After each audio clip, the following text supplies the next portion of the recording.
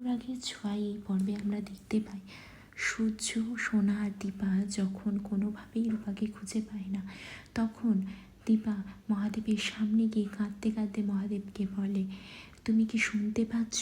তুমি কি কিছুই দেখতে পাচ্ছ না? তুমি যদি সত্যি থেকে থাকো তবে আমার সন্তান আমার রূপাকে আমার কাছে এনে দিতেই হবে। তুমি এভাবে চুপ করে থাকতে পারো না, কোনো পথ তোমাকে দেখাতেই হবে মহাদেব। ঠিক তখনই রূপা তাদের সামনে দিয়েই যায়, কিন্তু কেউ কাউকে দেখতে পায় না।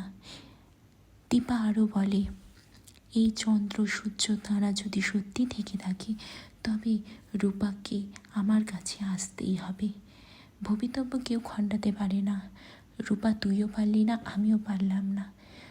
তোর বোধহয় বারবার আমার কাছ থেকে দূরে যাওয়াই লেখা ছিল, আমিও বোধহয় তোকে বারবার পেয়েও হারিয়ে ফেলবো। এই পৃথিবীতে যদি প্রত্যেকটা জিনিস সত্যি থেকে থাকে তবে তোর আর আমার দেখা হবেই। তুই আমার অংশ রূপা, তুই আমার থেকে দূরে কখনোই যেতে পারবি না। আমার এক অংশ যেমন আমার কাছে পড়ে রয়েছে, তেমনি আর এক অংশ পড়ে থাকলো তোর কাছে। আমি অপেক্ষা করব, আজ থেকে শুধু আমার অপেক্ষা থাকবে কবে আমি তোর সাথে আবার দেখা করব। তুই শুধু ভালো থাকিস, যেখানে থাকিস তোর যেন কোনো ক্ষতি না হয়, তুই যেন সুস্থ থাকিস। এখানেই আজকের পর্ব শেষ হয়ে যায়। কি হয়েছে পরবর্তী পর্বে জানতে আমাদের পেজটিকে ফলো করুন।